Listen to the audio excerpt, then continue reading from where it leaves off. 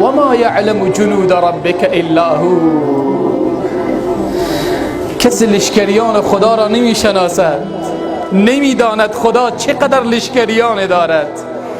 خدا میداند. الله لشکریان خدا را میداند. یک ویروسی خدا میفرسته به جهان و بشریت خدا عاجز میکند.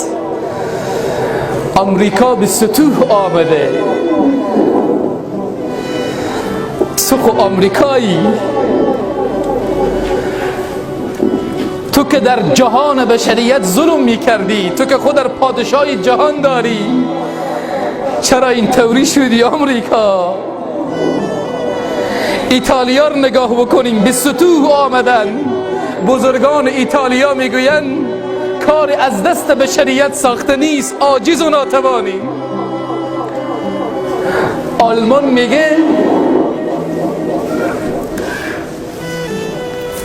دیگه قدرت نداریم برای بشر قدرت نمایی بکنیم، قدرت ما رفت. در تمام دنیا امروز همینطور. لمن الملك اليوم؟ سبحان الله. لمن الملك اليوم؟ امروز پادشاهی از آن کیست؟ امریکا صدای خود را بالا بکن، پادشاهی از آن کیست؟ پادشاهان خودخواه دنیا، متکبران دنیا، صدای خود را بالا بکنید. لمن الملك اليوم؟ کی پادشاست؟ کی بزرگ دنیاست؟ کیست پادشاه؟ چرا صدای شما خفه است؟ چرا کاری از دست شما ساخته نیست؟ کجا هستید قلدران دنیا؟ لمن الملك اليوم؟ پادشاهی از آن کیست؟ لله الواحد القهار.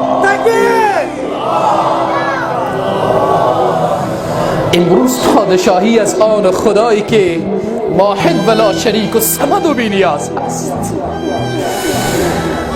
مالک یوم الدین. خدا در دنیا میخواهد برای بشر بفهماند که ای بشر عاجز و ناتوان هستید. رجوع کنید به پروردگاری که قوی و تواناست و صمد و بی‌نیاز است. لله الواحد القهار. جهان از آن خداست. این دنیا مالک دارد. هیچ کس نمیتواند مالک این جهان باشد.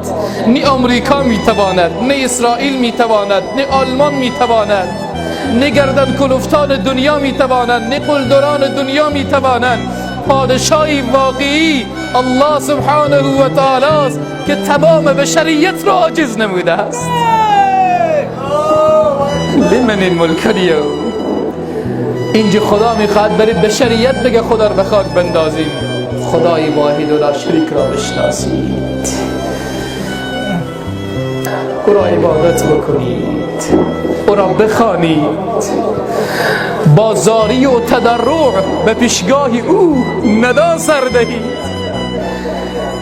بگویید که خدایا بشریت را عاجز کردی، بشریت را ناتوان کردی.